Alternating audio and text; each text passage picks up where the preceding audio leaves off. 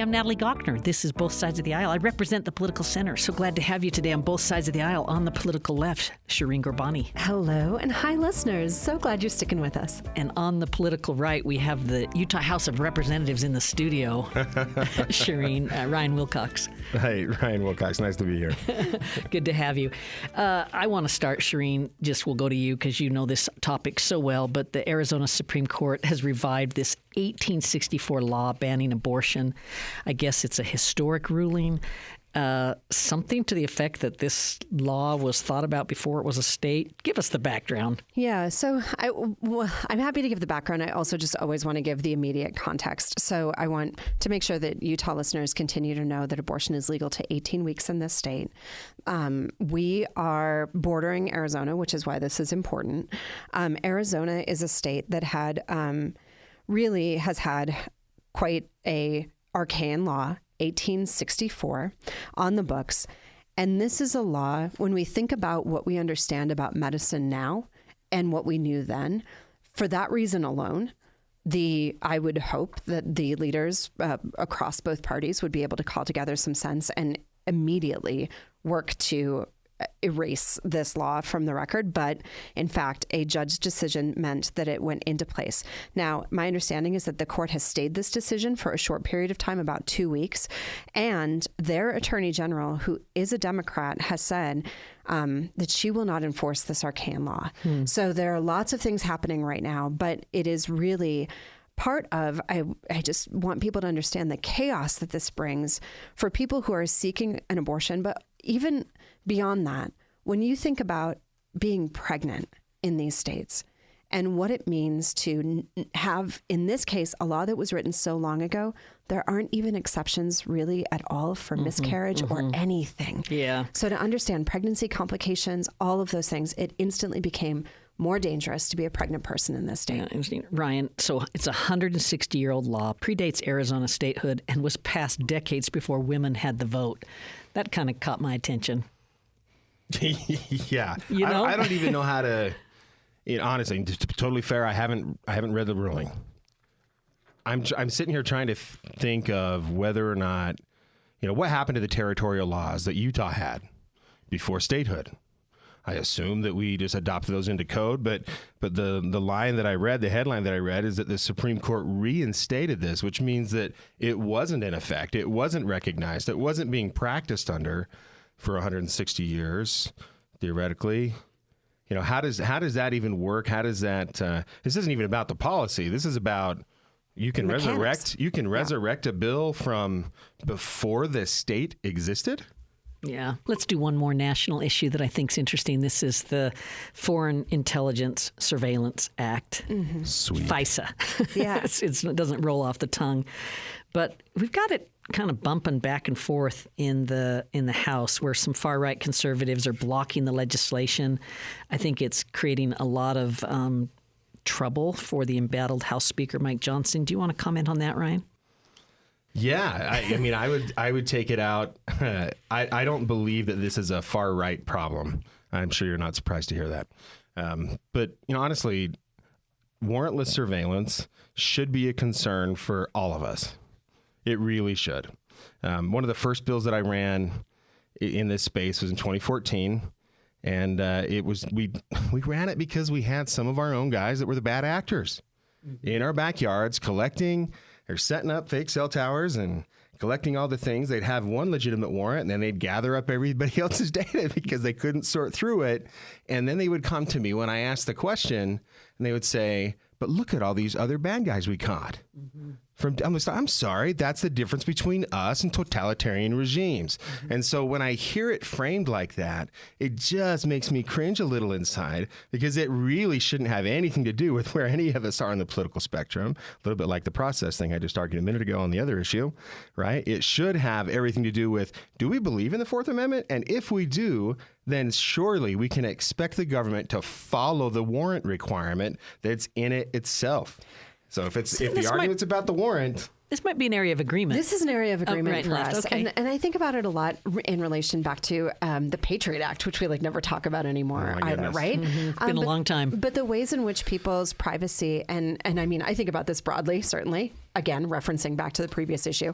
But when we think about people's privacy and their ability to be surveilled or unsurveilled in this country, I would very much fall in line with you on this. I agree. It's too much. Yeah, interesting. I thought this is just another national issue, but I was driving in downtown Salt Lake this week, and I'm flipping through the channels. I hear KSL and Boyd Matheson's program. Sure. Yeah, and I hear him say, well, Mr. Speaker, what do you think about this? And I'm expecting to hear Mike Schultz's, voice, and I'm like, my goodness, this is Mike Johnson. Right.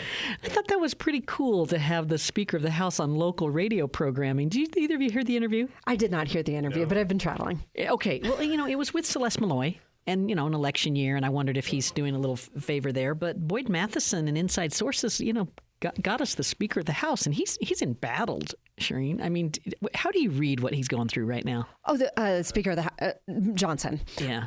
So it's not good, but I do think it's indicative of problems that we're seeing in the Republican Party over and over and over again. So this is certainly what led to the downfall, demise, challenges of Kevin McCarthy. But before that, think about John Boehner. I mean, this is a series. This is a pattern of behavior. And I think it's difficult when you have people that come from just really diverse, honestly, districts, some that are fighting for their political lives, right? Others that are in deep red districts, and it benefits them to be even more outlandish and more outspoken, more far right, more extremist. So when you're trying to hold that coalition together, I'm certain that there are challenges that feel insurmountable. But I also just feel like the entire system of the way our Congress is built leads to this kind of dysfunction. Mm-hmm. What do you mean by that? I mean the ways in which often, money cycles of fundraising, the extreme partisanship that we have, the fact that we have many gerrymandered districts that are far right or far left, and very few that are actually competitive in the center. I think if we had more fair districts, we had less influence of corporate involvement in our politics, less corporate money in our politics, I think that we would see people who are more interested in trying to solve problems. Interesting. Yeah, interesting. Well, I think more to come on that. Ryan, I'd love to hear you comment. We're still kind of a little bit national but local, but talk about Senator Mitt Romney in the U.S. Senate race, his seat. We have, it's time to make the decision in some ways, at least on the Republican side, and you've got lots of people campaigning. The Eagle Forum hosted a debate. I watched listened to some of the news coverage about it. I guess John Curtis wasn't there, so that makes sense a little bit to me. But we had some of our others there. How are you seeing that race? I mean, it's our former Speaker Wilson, it's our Senator Mike Kennedy. What are you seeing? Well, Kennedy's in the 3rd congressional district race now. Yeah. Yes, he ran for that last time. So yeah, you have Speaker Wilson and Mayor Staggs that we talked about last time, and there's a handful of others that are also in that race. Honestly, I have no idea. People keep asking me to handicap the thing. I think there's a handful of them. Speaking of, that are already going to be in the primary. Right, we know that they've turned him in. I think Curtis has got his in. Wilson's got his in. Is Trent going convention only?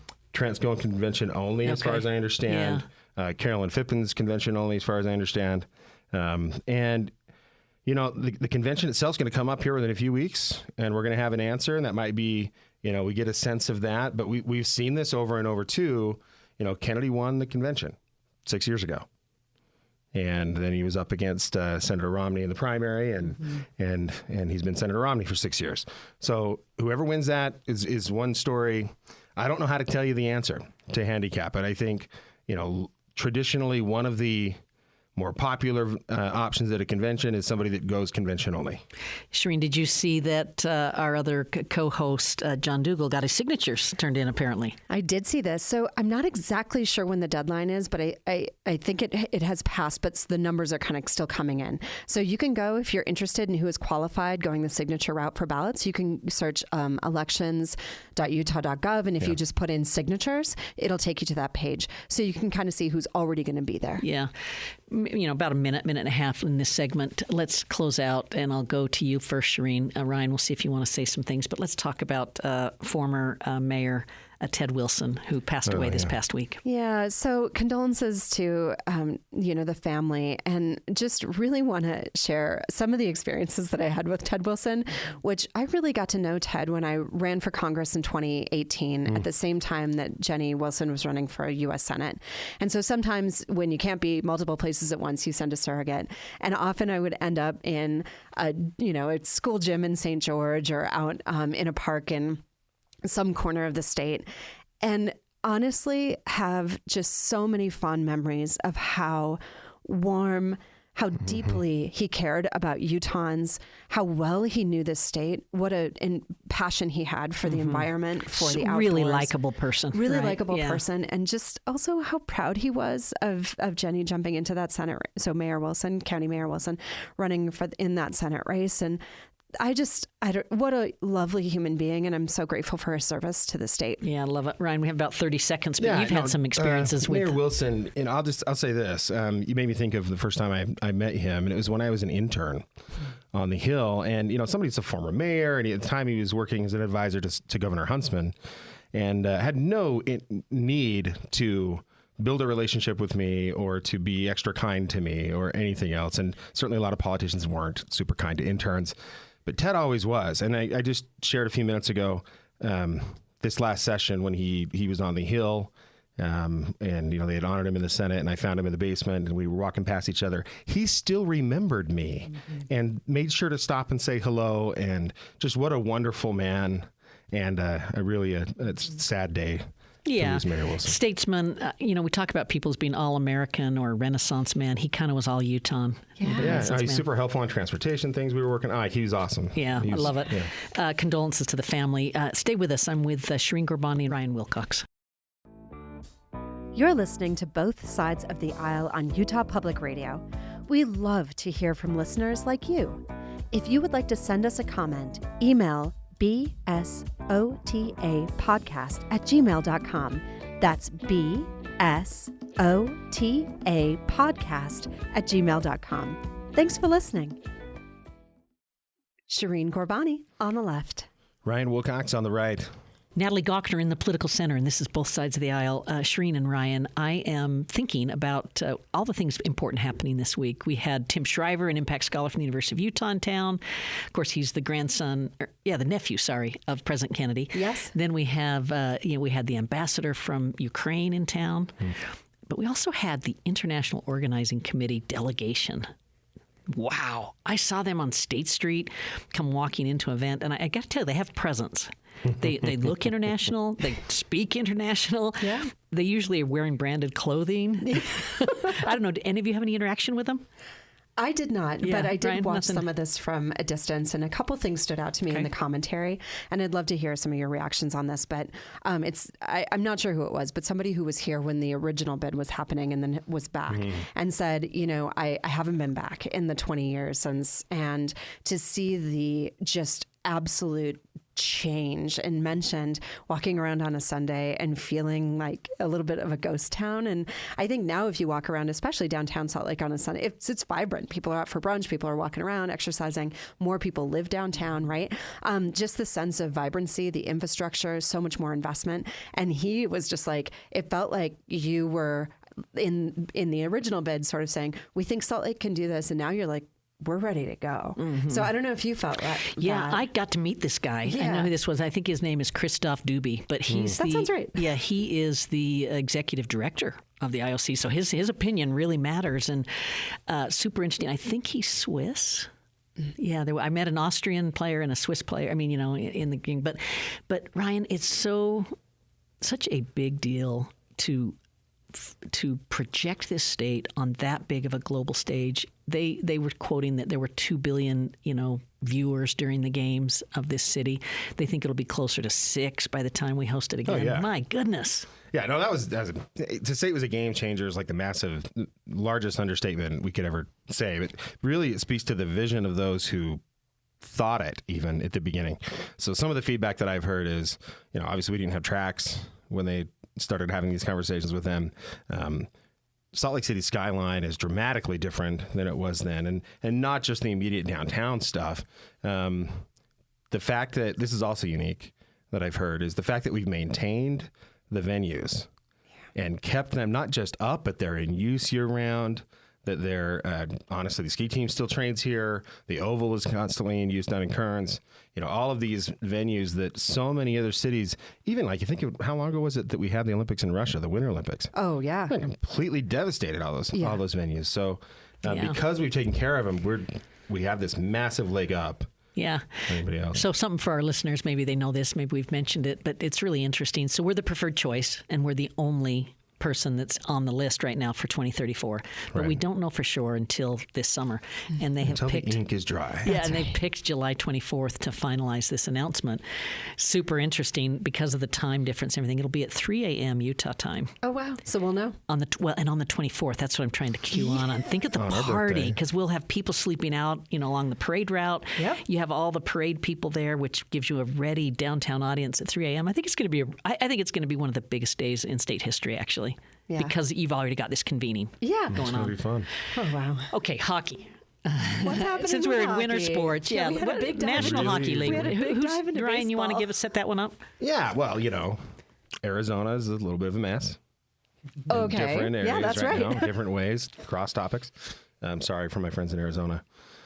So Phoenix Coyotes, if you haven't heard, I've been struggling for a long time, and both with their venue, with attendance, my all understanding sorts is of things. they play in a 5,000 seat arena that they are not selling out On a college campus, Yeah. and the ownership's had problems. They've been forced to sell a couple times. So you have that situation there. You have literally the host of the Winter Olympics just to the north, with the greatest snow on earth, in the shadow of the Wasatch Mountains. With the bid here, it's beyond the natural fit. The league believes that.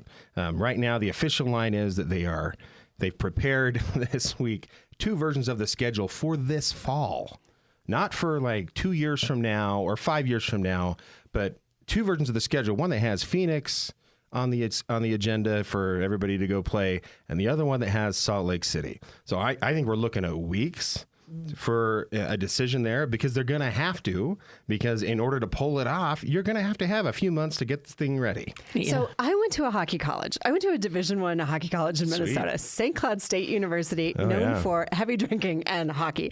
So this school, I have to say, if you have never seen a live hockey game, seeing it play at that level, and I have not been to an NHL game, but even just Division I hockey at my school, it is so exciting. It's a wonderful sport. Oh, yeah. And I would just really say, if we get this and you've never seen a game, and I know it's not accessible to everybody, but try, if you can, to come down and see a game. And here's the question I have. Do they keep the name? Do we get a new name? Is it the absolutely a new name. New name. And I knew you'd be thinking about that, because my next question was going to be to you, Shireen. So I want to tell you the name that I love. Okay, tell me. And you can think of a bunch. Mountaineers, you can do some different animals. We got to change the name. It won't be coyotes. But they've been using the Utah Yetis. I know. There's all sorts of love cool it. designs that are out there on the Abominable internet. snowman, snow hockey. Yeah. 4 letters. I like it. Do you like it? I think it has Ryan Smith written all over it. The only thing that I worry about is that the Avalanche next door, the Colorado Avalanche, is one of the more recent expansion franchises. Also, if you look at the side of their jersey, it has a giant Sasquatch foot. Yeah. Right? So it's already sort of branded with that. I don't know. Yeah. I wouldn't know that. But that's pretty interesting. All right. Coming back to sort of what's happening in town this week, the governor has what he calls a One Utah Summit. It's a big economic summit put on by the Governor's Office of Economic Opportunity. They have a lot of heavy hitters that come to that and share. The IOC was there. The governor spoke. Governor spoke from his heart about what the first family's been going through with Abby Cox's back troubles and problems with the discs in her neck. Is that right, Ryan? Yeah, I know it's, these are personal things and whatnot, but the governor was public about it today in a public setting, and it was really beautiful to hear him describe when she was sick many, many years ago in Fairview and the attention she got, and now she's First Lady, and the attention is the same. Yeah. I thought that was really touching. So one of the things that I love about Governor Cox is his ability and willingness to go into difficult conversations.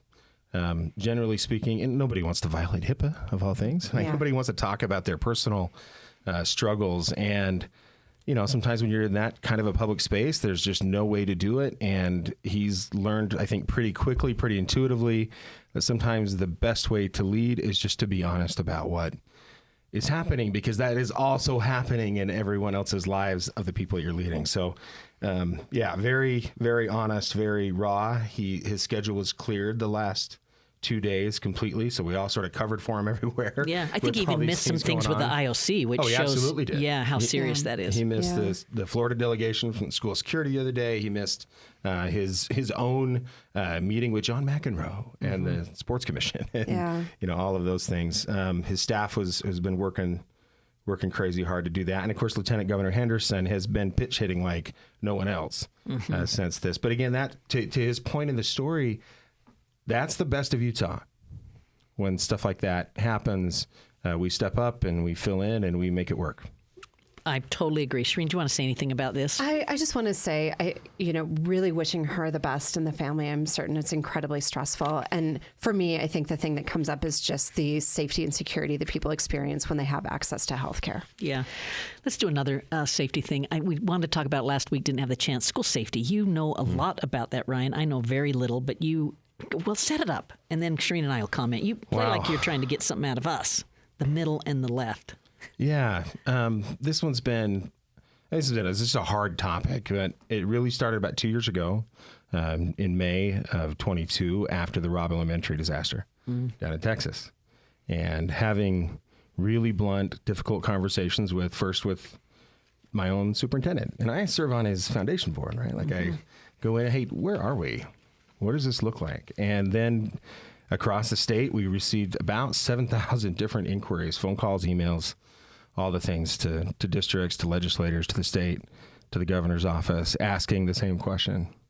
And is the question, are we safe? What are we doing? What's the response? Yeah. And I'm not sure why this one in particular resonated like it did in Utah. Maybe it's because it was an elementary school and it was in the West. But it felt different. Horrifying because of the wait time. It looked like there was... absolutely. And for law enforcement, it was a total disaster. Yes. None of them followed the training that we know they were supposed to be doing, and everything we've learned since Columbine, right? But that really, it started out with those questions, and we had a list of things, and I knew within a couple of months they were too big. We needed massive cultural changes. In education, how we approach this, what do we look at it, and really the recognition, both financially and in reality, these children are our most precious assets, if you call it that, or inputs. What could possibly be more important? Nothing. What could possibly? Nothing. Nothing. And yet, that's been the big fight for the last 2 years. We dedicated all of last year we created the School Security Task Force. We dedicated all of that time to studying this as much as we possibly could.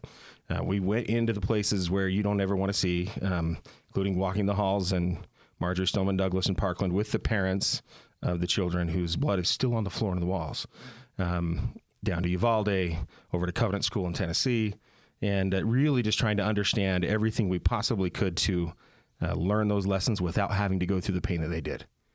And that's what you've seen in the legislation that's come out.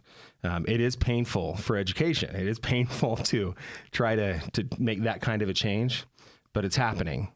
And we've had enough of those hard conversations that now the questions are, all right, how do we get there? Yeah. Shireen, react to that. I mean, every fall that I send my elementary school kid to school, I think about this, right? Yeah. And to understand the multifaceted approach that needs to happen for us to be prepared, address, what I believe is fundamentally a problem around maybe major institutions, including how we think about access to guns, mental health care, behavioral health interventions for people, isolation, bullying, all of it, all the way down to school safety and security. I'm so grateful this work is happening in our state. I'm sure you see it as just a part of the puzzle as well. But man, just thinking about Robb Elementary throws me into a rage. Like it really does. And part of that is, we put people in impossible situations over and over again and ask them to make right decisions. That's difficult, but we need investments, safety and security in our schools as part of that. We just have, maybe a minute or so left in the program, but just because I feel like I should say it, I want to go even beyond safety and recognize that we need to talk more about our schools. Yeah. And I was sharing data with business leaders this week about the racial and ethnic disparities by educational attainment 15% of our state Hispanic. 1 in 4 are at proficiency levels in reading. 1 in 5 in math for the Hispanic. In 4, 1 in 5. Yeah. Yep. And it's about 1 in 2 for the, I mean, it's not great anywhere, but it is a recipe for intergenerational poverty, lack of economic success, and the like if we don't solve these disparities. And there's disparities by socioeconomic, too. They're both. Yep. That tracks with all of the metrics. So we talk about the safety metrics. Those same populations are dramatically more cases of violence. And again, it's that depressive mindset, right? You have people that are hurting economically. They're also likely hurting in other areas. And when they can't feel safe going to somewhere like a school, they're not going to be focused on reading at all.